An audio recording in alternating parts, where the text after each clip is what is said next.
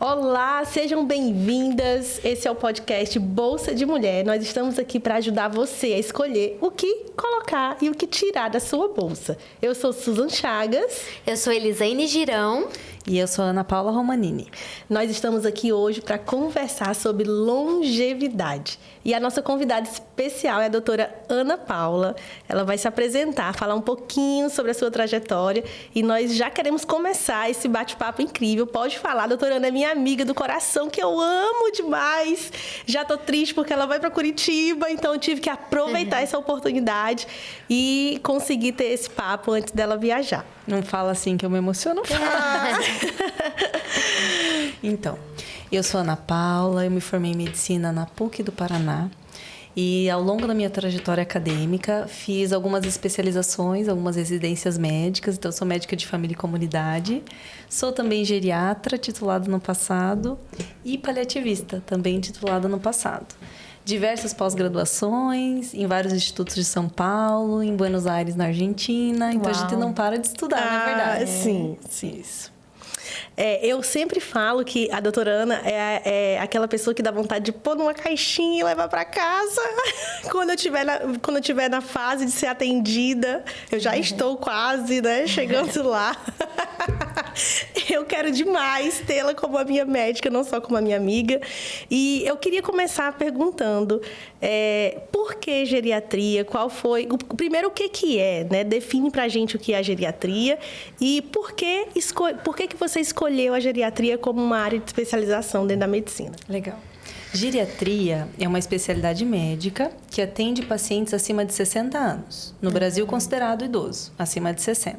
Quando a gente sai do Brasil, em países que antigamente eram chamados de primeiro mundo, eles já colocam a idade para ser idoso 65 anos. No Brasil ainda permanece 60 anos. E eu, na verdade, fui para essa área porque eu gosto de escutar história. Adoro. Minha avó falava muito comigo, contava muitas histórias e eu tinha muita paciência para escutar. Então, no consultório, você tem que amar escutar a história. Porque são histórias de nonagenários, centenários. Então, tem 90 anos de história essa pessoa. Uau. Tem 100 anos de história essa pessoa. Então, é muito interessante essas interações que eles nos contam durante a consulta. Então, você tem que gostar realmente de escutar histórias. Sim. E aprende muito, né? Eu gosto muito dessa troca, né, com alguém mais maduro, porque exatamente a gente tem a oportunidade de aprender com a sabedoria. A maioria deles são muito sábios, né? Nem sempre tempo, né, de vida significa maturidade, mas na maioria das vezes, sim. Né? Então, a gente aprende muito nessa troca. E é sempre muito rico. Eu também gosto bastante de escutar aí algumas histórias. E imagino que deve ser incrível. Deve ser incrível, eu gosto também. Sempre enriquecedor, Sim. né? Meu Deus. Deve ser muito lindo. Sim. Então, entrando mais um pouquinho aí no assunto da geriatria, eu queria... a gente começou falando sobre esse termo, sobre a longevidade. Né? Fala um pouquinho pra gente como que é o dia a dia, como que é a realidade no Brasil, como que se dá na prática, quais os desafios, fala um pouquinho, compartilha com a gente aí qual tem sido o desafio principal, assim, dentro desse assunto da longevidade. Os idosos, antigamente, eram muito renegados pela sociedade, né?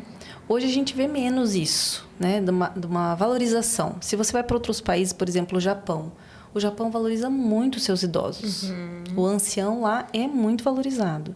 Tanto que professores também, né? Quanto mais velho, mais conhecimento. E você realmente valoriza. No Brasil, isso culturalmente, agora que teve um despertar maior, até pelo envelhecimento da nossa população. As pessoas que hoje a gente considerava muito idosas, já continuam muito idosas. Mas muito mais idosas, elas não morreram. Então, a gente vê hoje pessoas que a gente falava, nossa, quando a gente tinha lá seus 15 anos, 20, a gente falava, nossa, já é um velhinho. Mas hoje não. Ele está chegando aos 90, aos 100 anos, bem, funcionais, a gente chama na geriatria. Sim, ainda muito desafiador, né? Enquanto família. Enquanto família, a gente vê assim, o envelhecimento, ele não foi ensinado para nós, nas gerações. Mas em algum momento inverte a lógica. Você que sempre foi cuidado pelos seus pais, tem um momento que invertem os papéis. Você vai cuidar dos seus pais. Mas ninguém ensinou a gente a cuidar dos nossos pais. Em algum momento, a velhice chega com alguma doença, alguma patologia, e que os nossos pais podem ficar mais acamados, usando fralda, comendo de colher ou então de sonda. Então, eles, dependentes do nosso cuidado, como é que a gente vai cuidar deles se a gente tem o nosso emprego? Sim. Como é que eu vou faltar no meu dia a dia e eu trago renda para minha família, meu marido traz renda, e eu simplesmente parar para cuidar da minha mãe ou do meu pai? Essa inversão ninguém ensinou. Mas conto para vocês, vai chegar para todo mundo. Sim. A inversão do papel, o cuidado com os nossos pais, com os nossos tios, com os nossos avós. Como que a gente vai desenhar isso no nosso dia a dia? É muito desafiador. Muito desafiador. Então, hoje a gente vê idosos assim, ainda sendo muito negligenciados, abandonados, mas é algo velado. É aquele familiar que não pode ir na farmácia comprar o remédio. Mas o idoso já não está mais andando, ou então já não usa mais o carro, ou não consegue transporte para ir até uma unidade básica de saúde, para o posto de saúde. Quem que vai dar remédio? Sim. Quem que vai cuidar? Você vai contratar um cuidador se você tem a condição? Você vai deixar o teu emprego para cuidar dos seus pais? Ou você vai deixá-lo numa ILPI, uma instituição de longa permanência, né? Que antigamente eram as casas de repouso, tinha muito abandono em algumas casas, hoje é muito mais organizado socialmente, estruturalmente e judicialmente. Porque essas pessoas têm responsabilidade com esses idosos que permanecem lá, o day use, né? Do Sim. idoso. E tem uns que moram mesmo. E tudo bem também. Tudo bem também. Sim. E como que são essas casas? Existem, tem cidades, eu falo de estrutura e de condições, né? Porque eu não tenho certeza, mas acredito que fora, em outros países, existem até já... Isso já é até muito mais culturalmente aceito, né? Do que... Tem esse preconceito aí com as casas, né? Sim. Então, como que são as casas e como que essa aceitação tanto para o idoso, eu vou para uma casa, porque eu acredito que fica, né, aquele sentimento, eu cuidei dos filhos e agora eu não tenho quem cuide de mim. Então, me abandonando, Sim. né? Acho que esse sentimento de abandono. Como que é lidar, né, com essa emoção que é real? Eu acredito que isso vai bater na porta, né, de um idoso que está sendo levado para essa casa. E como que são as casas? Então, assim, muito desafiador. Culturalmente, a gente acha que sim, é um abandono. Se você perguntar para os seus pais, eles não vão querer. Sim. Mãe, você gostaria que eu te deixasse numa casa que antigamente era chamada de repouso? Hoje é ILPI, né? Ela vai falar que não. Por quê? Porque a gente teve um estigma de tudo isso que aconteceu, né? No abandono do idoso, dos maus tratos do idoso. Hoje, não. Hoje, para você abrir uma casa, para você ter uma ILPI, é bem burocrático. E que bom que é. Sim. Porque estrutura, porque deixa organizado para não ter o abandono. Então, culturalmente, é muito pouco aceito. Qual seria o ideal? A gente conversar sobre temas difíceis em casa. Mãe, você já pensou se um dia você ficar dependente, precisar de alguém que troque tua fralda, que dê comida na tua boca, que você já não converse mais? Como é que você imaginou esse momento? Deixa a conversa franca e aberta. É sempre melhor. Porque depois você vai tomar uma decisão para uma pessoa que é muito mais velha que você. Que tem muito mais conhecimento que você. E você começa meio que tratá-la como uma criança. Isso é muito ruim. Porque você tira a autonomia do idoso. E a gente começa a falar de idosos de 80, 90 anos que ainda vivem sozinhos. E aí você vai falar, não, a partir de agora, mãe, você vem morar comigo, porque é sua casa, porque agora tá difícil, porque eu não consigo te acompanhar, porque agora você tem risco de queda, e você tira a autonomia de alguém. E a maioria não quer, né? E é o medo Sim. que todos têm. As pessoas não querem envelhecer para não perder a autonomia, né? É o maior medo sempre que a gente vê.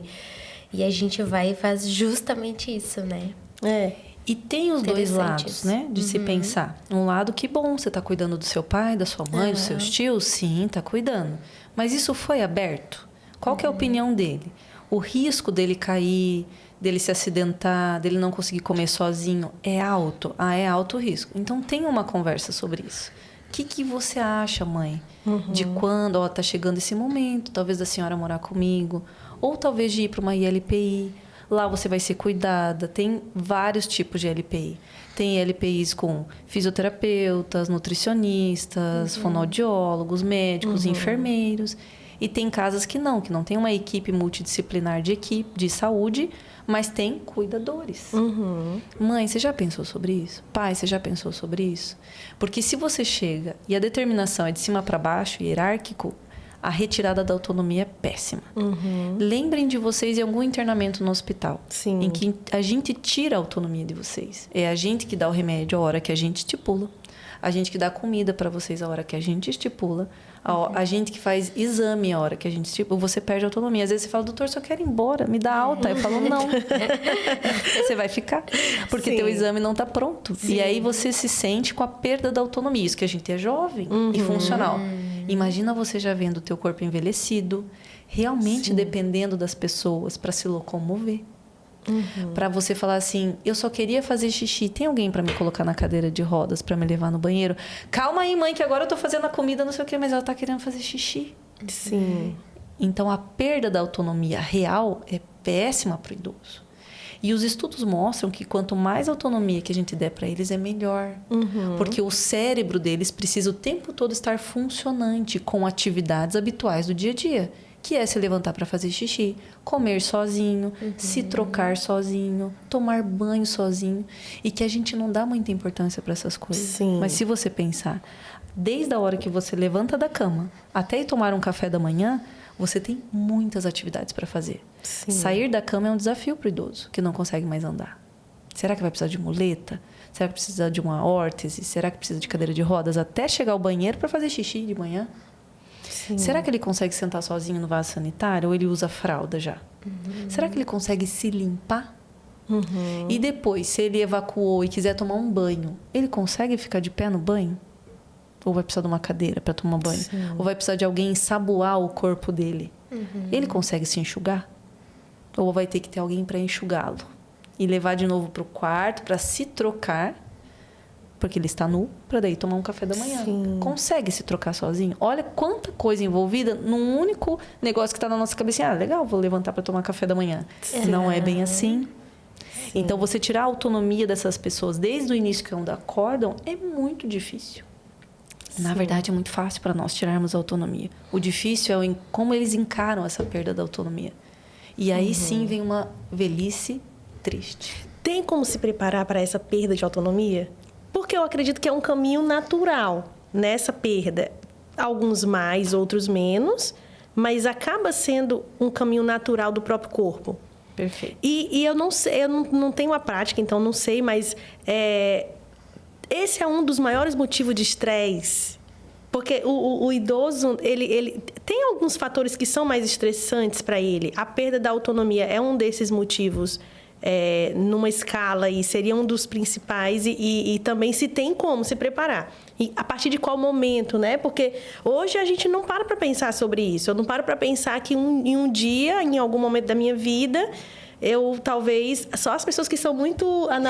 que se autoanalisam muito, né? Que já tem esse perfil. Mas como fazer, então, esse caminho para ser menos sofrido? Pois é. O que mostra a literatura? Aquele bom e velho tomar água, sim. Poupem o rim de vocês. Tomar água.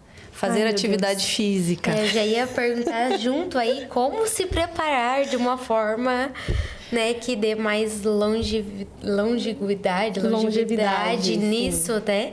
Para que demore mais para entrar neste lugar de dependência. Existe isso ou não? Depende de cada um, do porte de cada um, do perfil de cada um, ou não. Eu, fazendo certinho, eu vou ter uma longevidade melhor do que Nosso corpo é igual uma máquina, é igual um carro. Se você leva lá na concessionária e fica fazendo todas as revisões e troca o óleo, troca o filtro e faz a revisão, show. Seria como se fosse você ir ao médico. Então, você vai fazer a sua revisão do carro, vai no médico, vai pedir exames, vai controlar o que tem de alterado, perfeito. Isso é uma das coisas. Mas tem coisas que dependem de nós. Então, por exemplo, além de ir no médico, eu preciso tomar muita água, poupa o rim, muito. E o rim é uma das coisas que nos levam a óbito, quando ele entra em falência. Pronto, poupe o rim. Outra coisa, faça muita atividade física. Não é muito assim de ser insanamente... eu sou insana de fazer atividade todos os dias, o tempo todo. Não. Mas assim, intercale atividades físicas aeróbicas com anaeróbicas. Hoje a literatura mostra longevidade nos idosos que têm panturrilha grossa. Uau! Tem um índice que a gente afere, que a gente mede, que é a panturrilha do idoso. Quanto mais magrinho, mais risco de queda, a longevidade dele é menor. E aí por quê? Porque sem deambular, sem andar, eu não vou a lugar nenhum. Então eu fico mais acamado, mais sentado, perco força, perco massa muscular. Então quanto mais robusto a tua panturrilha, quer dizer, você fez atividade anaeróbica, porque eu preciso de músculo para sustentar meu osso, para sustentar eu de pé. E eu de pé vivo mais tempo do que eu deitado, acamado, sentado. Sim. Então mostram os estudos que faça atividade física aeróbica associada à anaeróbica, que é ter massa muscular mesmo. Então, além das caminhadas, o idoso tem que fazer caminhada, ninguém aguenta mais. Faça, mas faça também musculação. Mas não tenho dinheiro, a academia é cara. Em casa tem muito vídeo no YouTube, muito. Que você coloca assim, academia em casa. Até com saco de arroz, com saco de feijão, você faz academia em casa. Você pega o saco e faz, entende? Então, dá para se virar. O negócio é fazer. Então, hoje você enxerga aí os idosos, 90, 100 anos, bem. Você enxerga idosos hoje na televisão brasileira. Até que idade ficou a nossa rainha Elizabeth? E isso é muito real, porque a gente sempre comenta que quando eu era adolescente, eu vi uma pessoa de 30 anos e na minha cabeça era uma pessoa muito velha. Era tipo o tiozão de 30 anos. Gente, hoje eu tenho 33 anos, não me sinto tiazona. Então, assim, uma das dúvidas que eu tenho quando nós abordamos que trataríamos desse assunto, e como eu também não tenho tanta experiência, mas uma das dúvidas que eu tenho, em que momento eu sei que eu preciso buscar uma doutora que é dessa área? Por exemplo, como eu vou saber se eu estou com um problema de velhice, digamos assim, ou se realmente eu estou com uma dor no joelho, né? Então, o que você diria para nós, para ter uma longevidade, então, na velhice, o que seria o recomendado para essa prevenção? Muito legal. Então, a medicina geriátrica, então, o geriatra, ele cuida dos idosos a partir de 60 anos. Mas, logicamente, que a literatura vem apontando para a gente começar a ir no geriatra antes. Porque é uma medicina preventiva. Então, eu vou cuidando da tua saúde preventivamente, para quando você chegar realmente aos 70, 80, 90, você chegue funcional. Você chegue com autonomia e não dependente dos outros. Então, esse cuidado vem antes dos 60. Porque, agora 60 anos, agora eu vou no geriatra. Pois é, deixa eu te falar. Você teria que ter feito algumas coisas antes de atingir 60. Para você ter mais longevidade com qualidade de vida. Então, antes, 40 anos seria uma idade legal de começar o geriatra. É por isso que eu disse que eu tô bem perto. Não é porque eu já tenho 60, que eu já tenho quase 40. A Suzy tem que vir já em mim.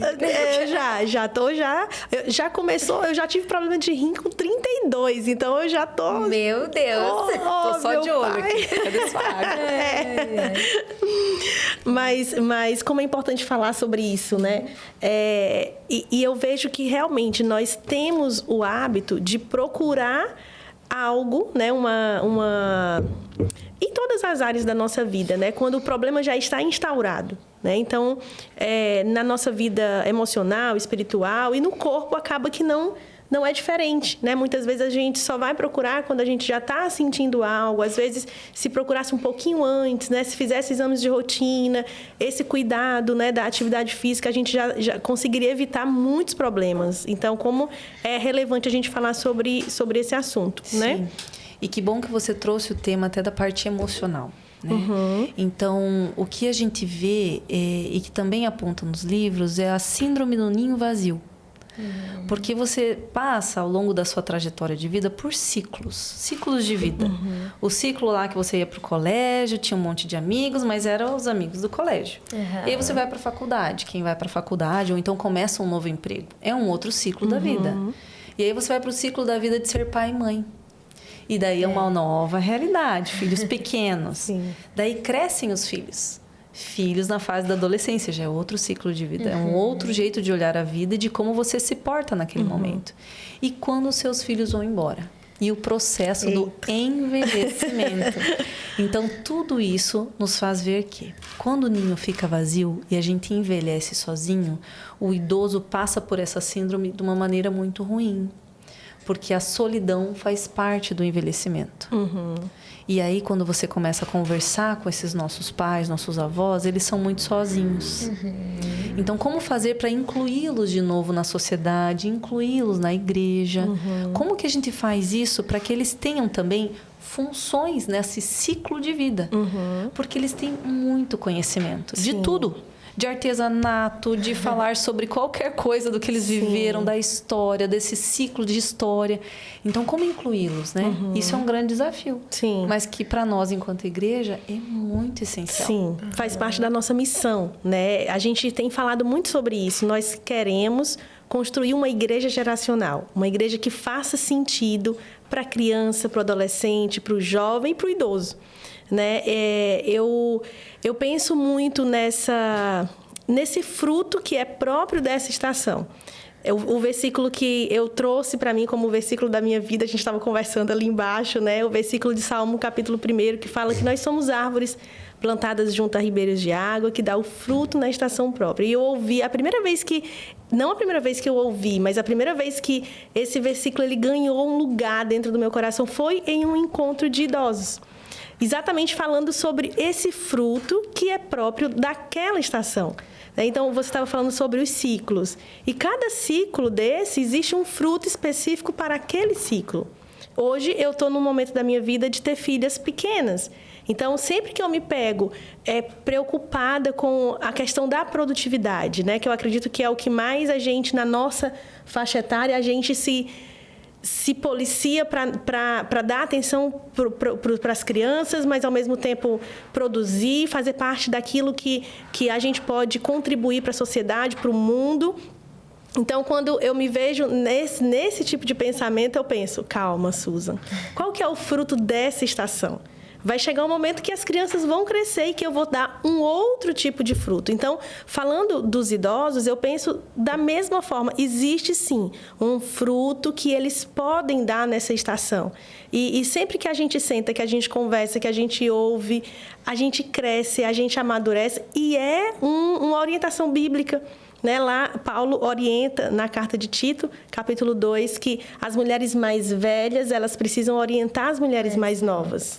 Então, a gente a Bíblia está aí há 2000 anos e nós precisamos torná-la prática na nossa vida diária, né?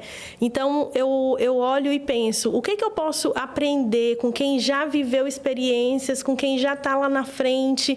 E, às vezes, não vai ser um conhecimento técnico, um conhecimento dentro da área do que eu preciso, mas um conhecimento para a vida.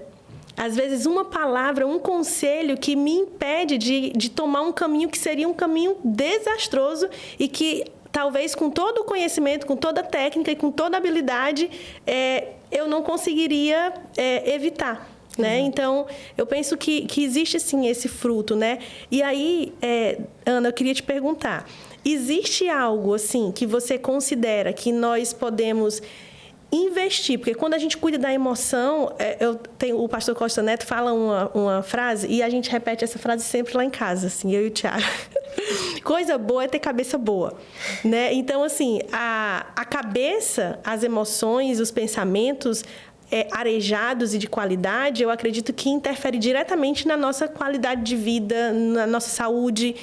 E aí, quando a gente toca nesse ponto do abandono, do não se sentir produtivo, do se sentir ultrapassado, de olhar para a tecnologia e dizer, eu não sei como que é isso. Eu não sei útil, né? Sim.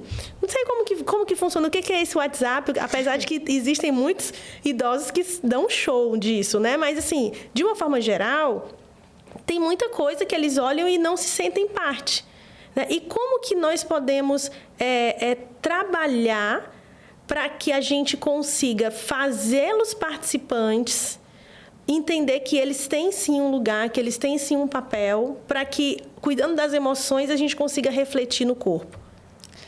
Tem alguns lugares, se eu não me engano, não tenho certeza, mas é nos Estados Unidos, que eles começaram a colocar jovens universitários para morar, porque eles não tinham dinheiro para pagar, para morar em apartamentos de idosos. Nossa. Que legal. Uau. Gente, sensacional. Sensacional. Porque daí você tem aquele choque entre realidades diferentes, gerações diferentes, e aquilo fazia, daí, lógico, participou de um estudo.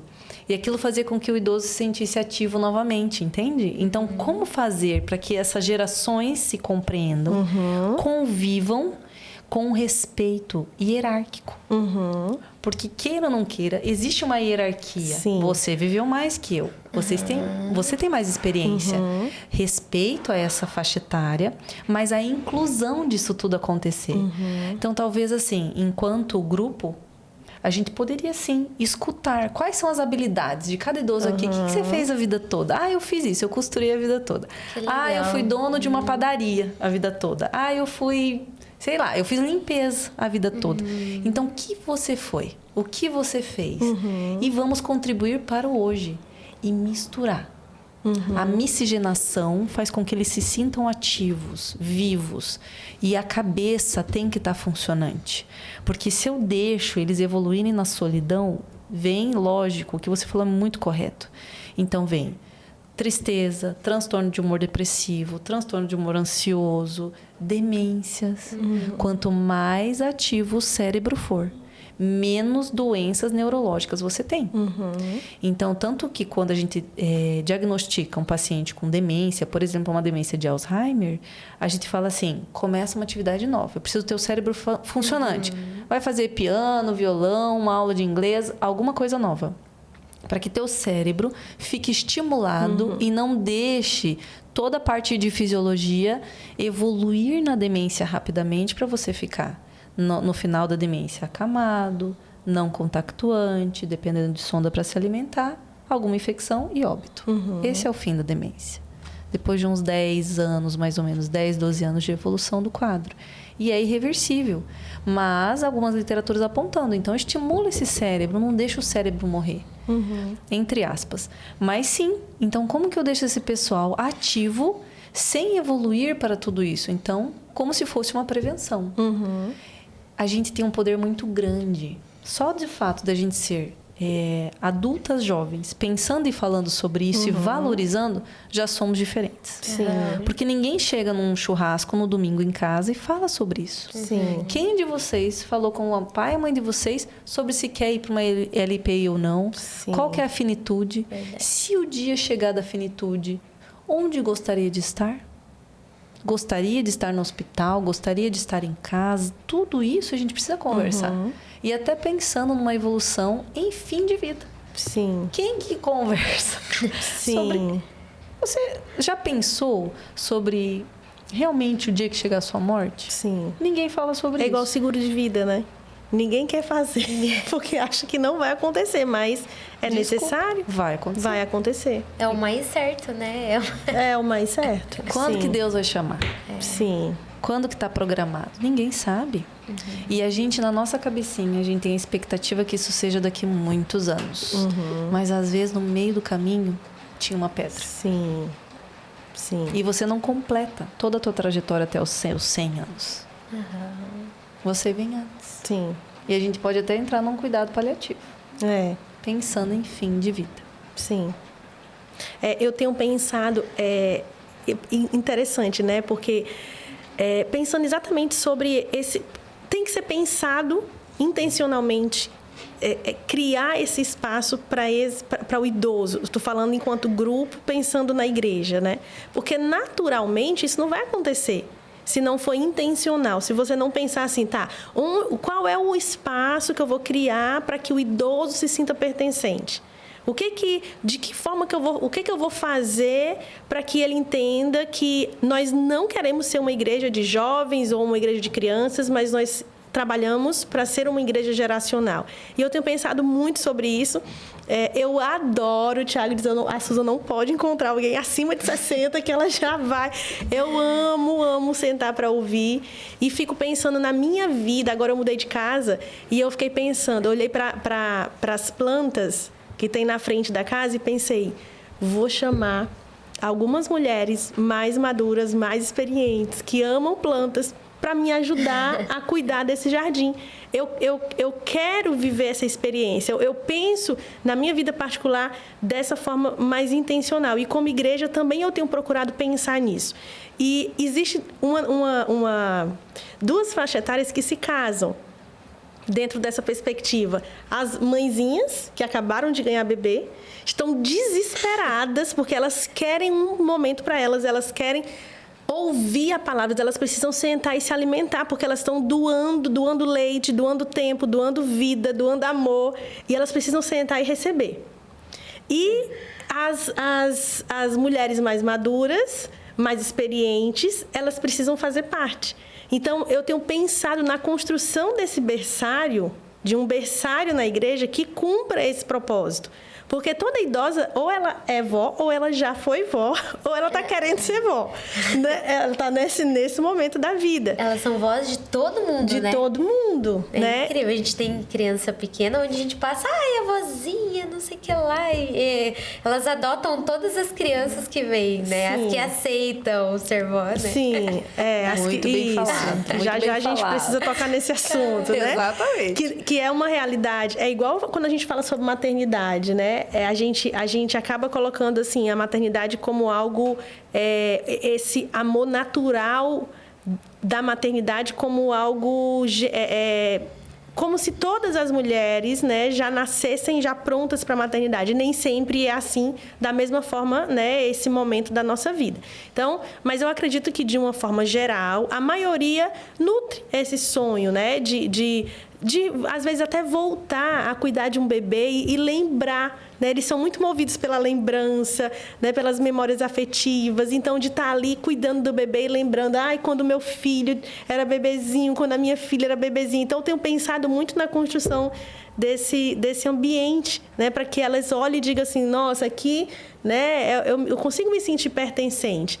E tenho trabalhado nesse pensamento aí, pedindo ao Senhor que traga, né? Que traga clareza para que elas se sintam pertencentes. E falando sobre essa questão né, de como chamá-las, né? De uma forma que seja respeitosa, criando esses ambientes que elas se sintam pertencentes, mas não como uma camisa de força.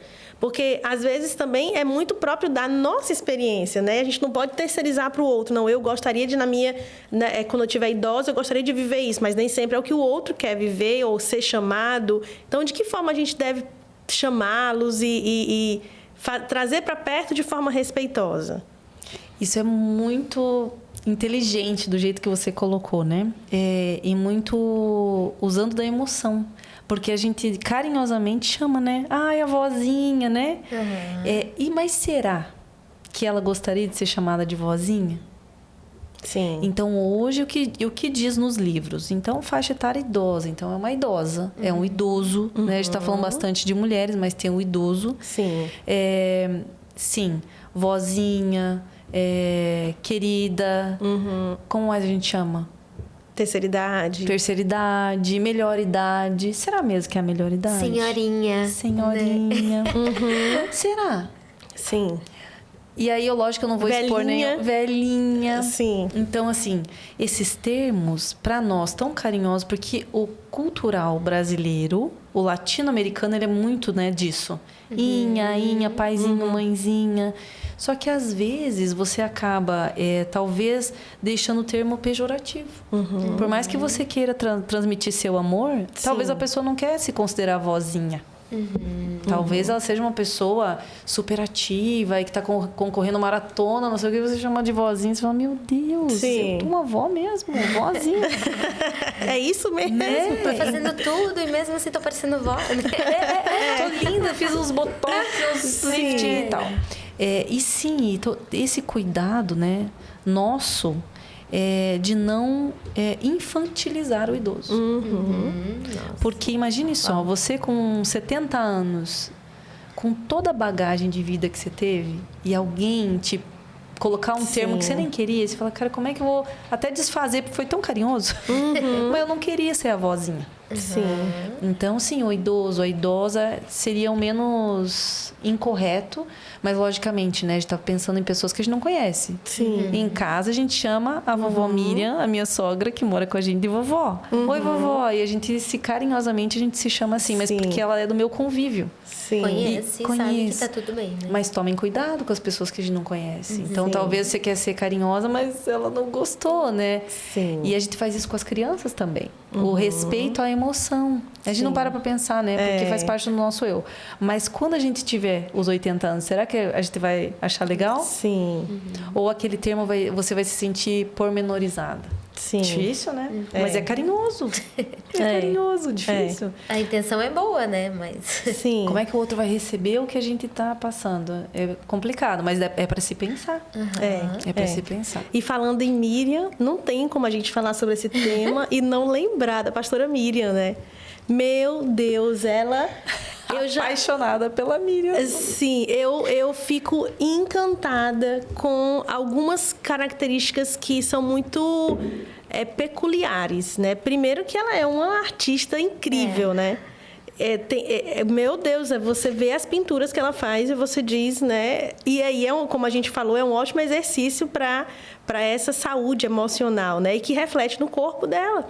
Porque a gente vê a constância. Eu sempre falo, o que mais me inspira na pastora Miriam é a constância. E eu vejo assim, porque eu muitas vezes, e eu já falei isso em público, já falei para ela, muitas vezes eu me sinto cansada, eu digo, meu Deus, estou cansada. E eu vejo ela ali tão constante, tão presente, tão viva, tão cheia de força e de energia. E eu disse para ela, como é bom olhar para trás e ter alguém que a gente pode se inspirar e dizer, não, eu tenho que continuar, porque eu tenho uma referência, eu tenho para onde olhar, né? Então, eu fico...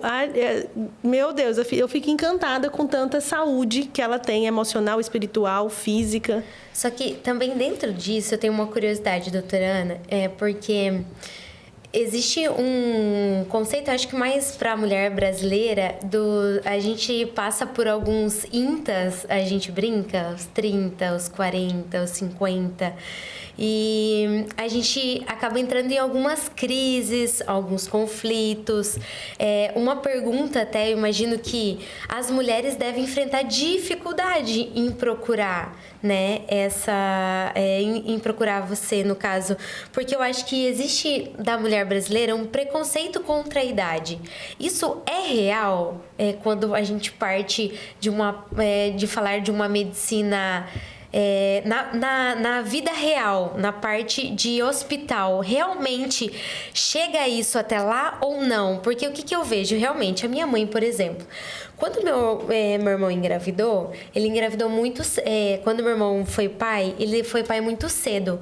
A minha mãe entrou em conflito não porque ele estava sendo pai cedo, mas porque ela ia ser vó cedo.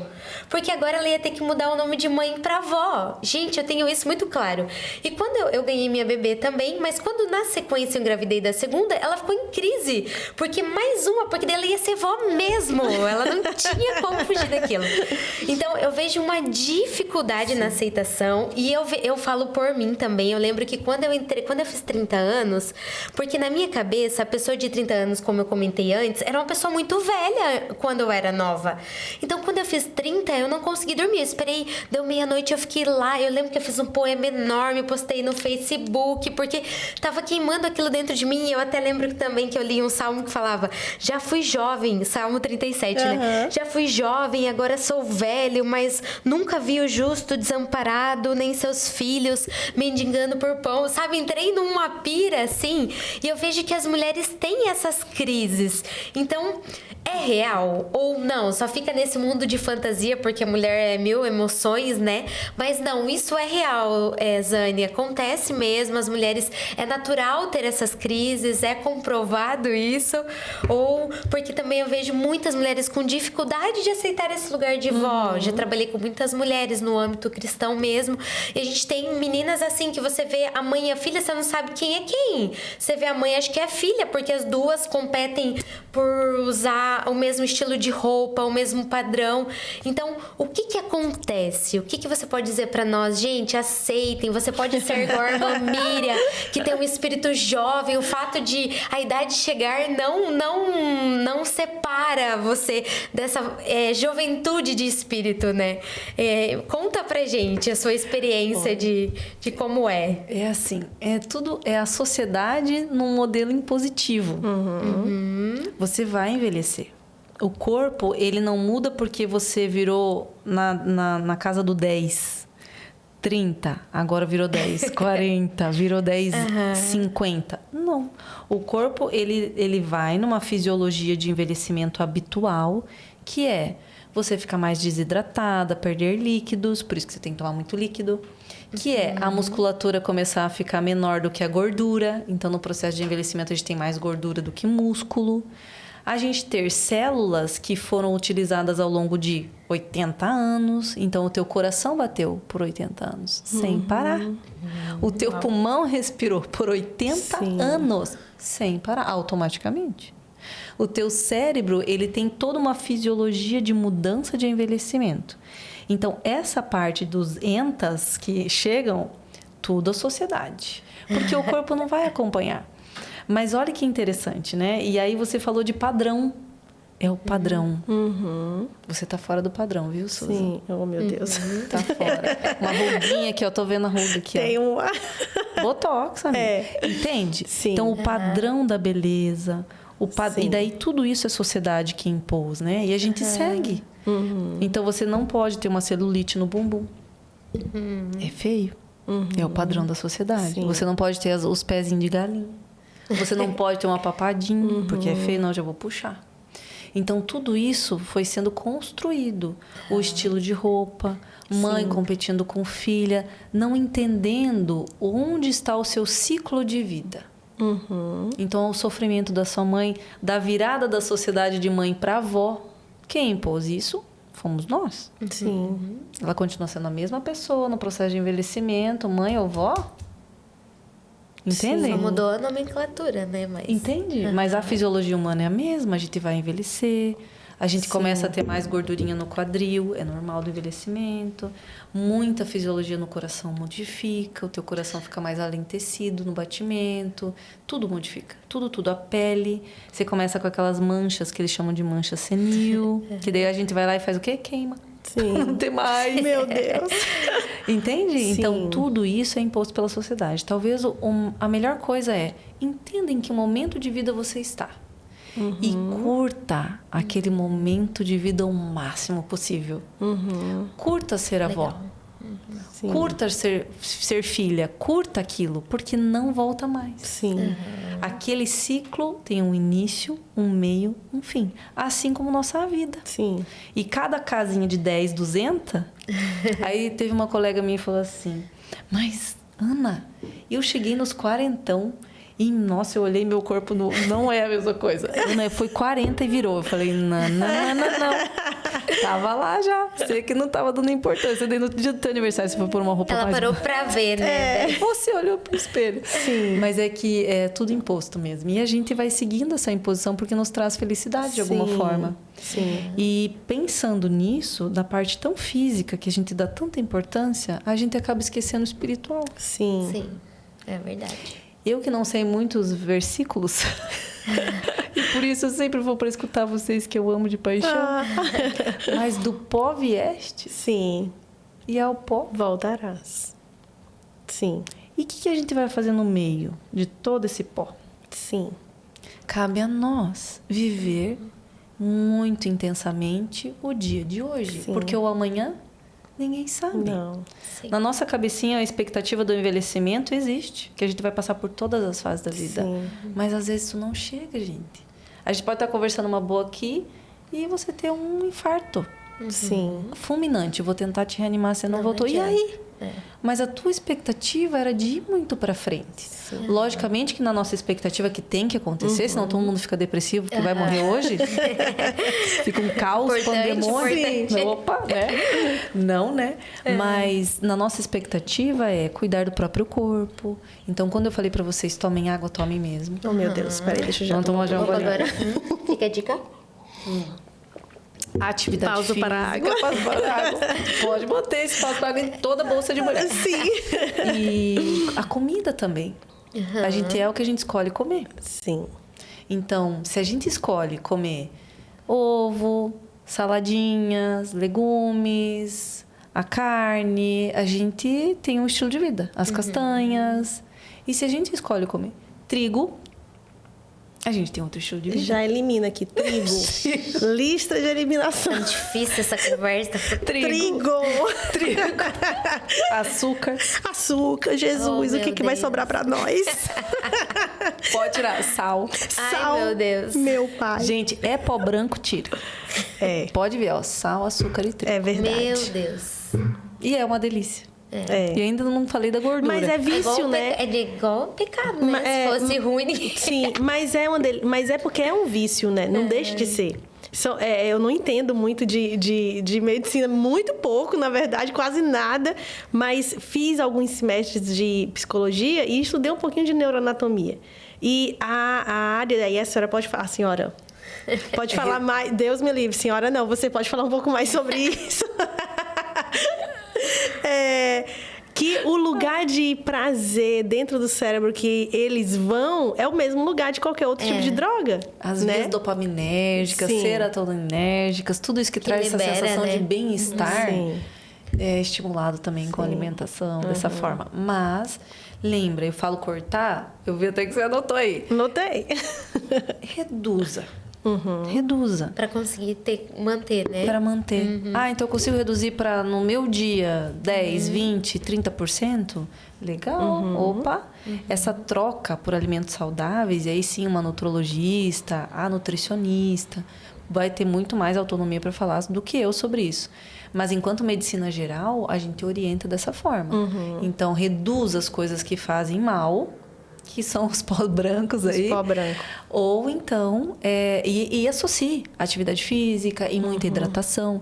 Tem alguns, é mais moderno, assim. Antigamente a gente falava, tome 2 litros de água por dia. Hoje eles já estão falando 3. Porque a gente sabe que é necessário. Sim. A hidratação de todas as suas células. E é um hábito, né? É hábito. É hábito. É hábito, não é vontade. Sim. Se você fala, eu tô com vontade de tomar água, sim, porque teu corpo tá pedindo, porque você não tomou quase nada ao longo do dia. Aí isso da natureza humana faz a sensação de ter sede, para você não desidratar. Mas isso acontece poucas vezes no dia. Sim. É hábito, é deixar a garrafona Do mesmo. ladinho, né? E ó, Sim. e tomando. A hora que você vê, já passaram 2, 3 litros de água por dia. Sim. Qual é a média hoje das idades para mulher e para homens que a gente tem conseguido atingir? A média brasileira de idade para idosos hoje, que nós atingimos. Antigamente, a faixa etária que tinha mais mortalidade, né, numa média, era em torno de 60, 65 anos. Agora não. A gente está atingindo aí 78, 80 anos. Legal. Média. Mas, por média. exemplo, em consultório, eu tenho 3 centenários. Uau, Uau. que legal.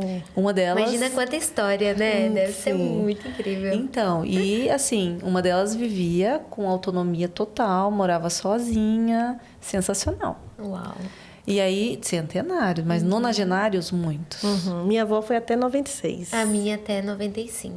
E também, uma memória, ela era incrível, assim, morava sozinha também. Então, Isso, mantenham essa frase, morava sozinha. Deixem eles morar sozinhos.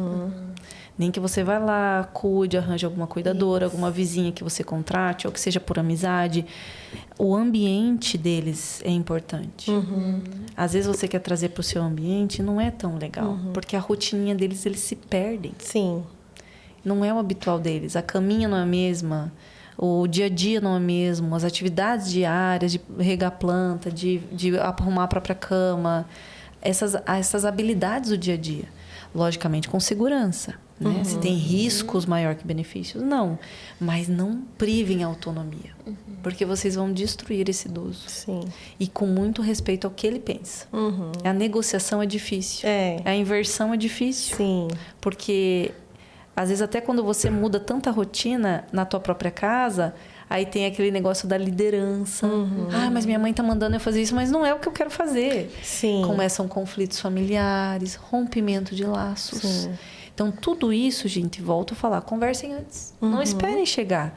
A velhice acentuada, um super idoso acima de 85. É muito mais difícil, né? É muito mais difícil. Conversem já. Sim. Estimulem a manter esse dia a dia gostoso que o brasileiro tem, né? Legal. Com a família, né? O núcleo em si da família. Então, a gente vai indo para o final e eu queria te perguntar especificamente sobre os cuidados paliativos. Né? Aquele paciente, aquele idoso que está ali e que nem sempre no paliativo está o idoso, mas na maioria dos casos sim. Né? Fala um pouquinho sobre o que é cuidado paliativo antes, talvez alguém não saiba, né? Mas quais são os sonhos que permeiam ali a cabecinha de quem está nesse momento da vida? Bom, cuidados paliativos é um cuidado médico, enfermeiro, da fonoaudióloga, do fisioterapeuta, do psicólogo, toda uma equipe multidisciplinar que cuida de alguém que tem uma doença que ameace a vida. Antigamente, a gente só cuidava dos pacientes que não têm cura. Então, há um câncer que não tem cura. Um DPOC, aquele paciente que fumou a vida toda e o pulmão já não tem mais como respirar sozinho, não é câncer, mas a gente chama de DPOC. Pacientes renais crônicos que têm que fazer hemodiálise para ficar vivo. Então, as doenças que ameaçam a vida, não é só câncer.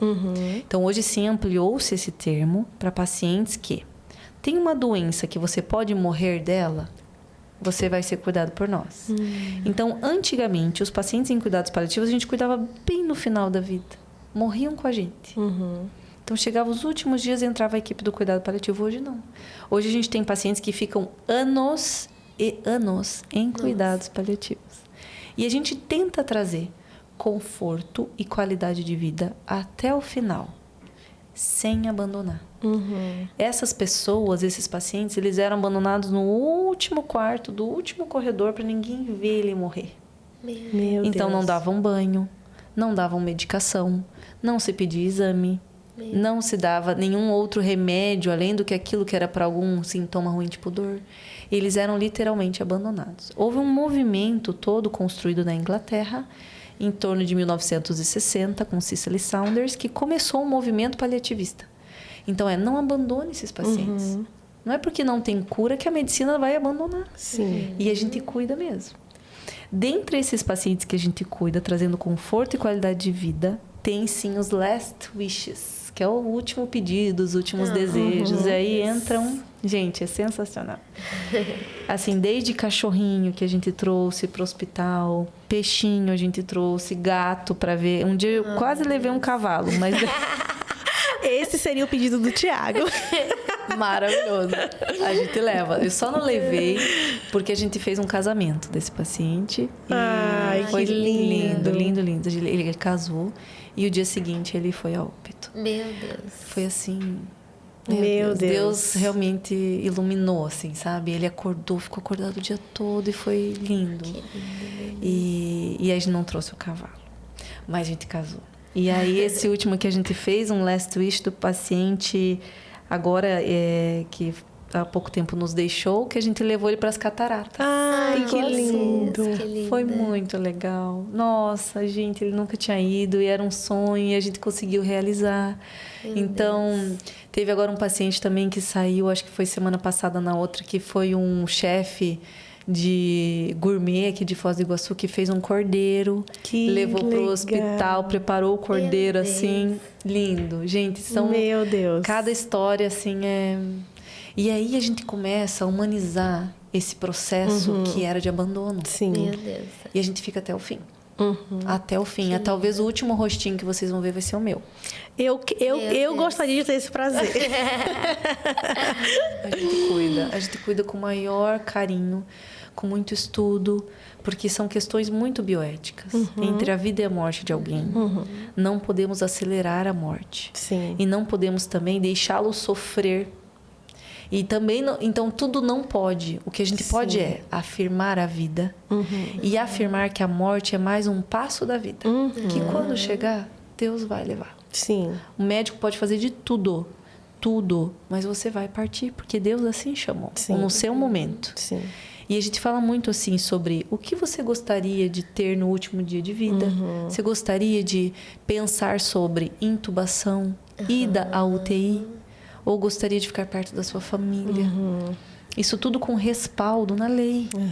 Então, é muito além do que a gente pode imaginar o cuidado É paliativo. uma preparação mesmo, né? Que incrível. Que lindo. É bem interessante. Nossa, eu posso falar horas aqui. Só de... Então, e aí eu queria te ouvir agora pra gente concluir o nosso momento. Eu ficaria aqui, a gente ficaria à tarde. Nossa, Meu muitas curiosidades. Deus, sim. Mas temos horário. Mas assim, queria muito te ouvir. Aí o nosso conselho final. O que nós precisamos ter na nossa bolsa? Não abrir mão por nada. E o que nós precisamos abrir mão, tirar da nossa bolsa, para que a gente tenha longevidade? Deixa na bolsa água. Oh, meu Deus. O Thiago vai amar isso, porque ele passa o dia mandando eu tomar água. Atividade física e alimentação saudável. Certo. Tire da bolsa charlatões que prometem longevidade com remédios, com substâncias, com... Tire. Sim. Tire. Porque muita coisa não é real. E promessas que às vezes você entra achando que está cultivando um corpo saudável, longevo, e na verdade não. Sim. E tem muito, infelizmente. Então tire isso da bolsa. Prometeram na televisão uma pílula milagrosa. Não compra. Prometeram uma massagem, não sei o quê, não faz. Vai lá e pergunta pro seu médico: doutor, é real? É real. Sim. Porque diversas pessoas que vêm e que entram nessas, a hora que vê, tá tudo descompensado nos exames e antecipa a sua morte porque você confiou em coisas que não são confiáveis. E para idoso tá cheio. Sim. E eles têm, por muitas vezes, a bondade no coração, acham que é real e falam coisas assim, esdrúxulas no consultório. E daí eu tenho que falar: olha, desculpa, você gastou tanto dinheiro nisso, mas não vai te ajudar. E emprestam dinheiro para fazer isso, entende? Então, tira os charlatões. Tudo que é promessa que você vai viver tanto tempo se você tomar isso, se você fizer isso, comprar tal coisa. Não existe. Não existe. Não tem algo milagroso. Tem sim água, atividade física e alimentação saudável. Cultivar o seu corpo de uma forma saudável e com a cabecinha boa, com muito amor e espiritualidade. Deixa isso na bolsa. Sim. Uau. Top. Então, o Costa Neto tá certo. Coisa boa é ter cabeça boa. Resumindo, a frase dele faz sentido. Faz total sentido. Ele tinha que estar aqui. Ele tinha que estar aqui. Não, e ele é um exemplo de idoso Meu Deus. que faz exatamente isso daqui. É incrível, assim, é sensacional o tanto que ele entrega, assim, sabe? E o tanto de responsabilidade que ele tem exatamente pelo que ele entrega. Ele sabe que ele é necessário para o mundo, então ele cuida dele para que tenha longevidade. Mas que bate-papo gostoso, que tempo maravilhoso. Eu quero te agradecer, assim, de todo o meu coração. Muito obrigada. Foi incrível, né? Foi muito bom. Muito Aprendemos bom. muito. Sim, já vamos sair daqui tomando água. Já vou me matricular na academia. Isso aí. Eu que agradeço. E eu vou ir porque eu só tô abençoando o dono da academia, mas ultimamente Só pague e não só vai. tô pagando, mas... Ai, meninas, eu que agradeço. Nossa, fazia tempo que a gente estava conversando sobre isso. Sim. E me sinto lisonjeada pelo convite. Quando precisar, eu aqui ou em Curitiba, me avise. Vamos fazer por vídeo. Sim. A gente faz live. Live total, Sim. vamos lá. Sou muito parceira. Sim, muito obrigada mesmo. Que Deus te abençoe, que guarde você, guarde o Dr. Rodrigo, as crianças. Que essa temporada seja cheia de surpresas boas de Deus. Mesmo que tenha sido num contexto não muito esperado, mas que desse inesperado Deus faça algo assim extraordinário, que você vai olhar e vai dizer assim: uau, a mão de Deus está aqui comigo. Então que seja assim um tempo mesmo de desfrutar, sabe, da mão de Deus sobre vocês, e que os planos de Deus se realizem, se cumprem. Tem coisas na nossa vida que na hora a gente não entende, mas um pouquinho ali a gente olha olho e diz, uau, era Deus mexendo aqui e eu não estava compreendendo, né? Então, que esse tempo lá seja maravilhoso e eu vou ficar orando para vocês voltarem logo, se Deus quiser. Maravilhoso, amém. E é isso, eu amo você demais, demais, demais, demais. E eu quero chegar lá na minha fase idosa com a minha amiga cuidando de mim. Vou estar lá. Sim, sim. E você que nos acompanhou, Deus te abençoe. Obrigada por nos ouvir esse tempo. Segue lá as nossas redes sociais, né, Zane? Isso, compartilha, manda pra toda a mulherada aí, pra gente ficar todas idosas lindas. Saudáveis. Saudáveis. E dando fruto da estação, da idade, de cada idade, né? Então, que Deus abençoe vocês, meninas. Um beijo no coração. Beijo. E até o próximo episódio, se Deus quiser. Até mais.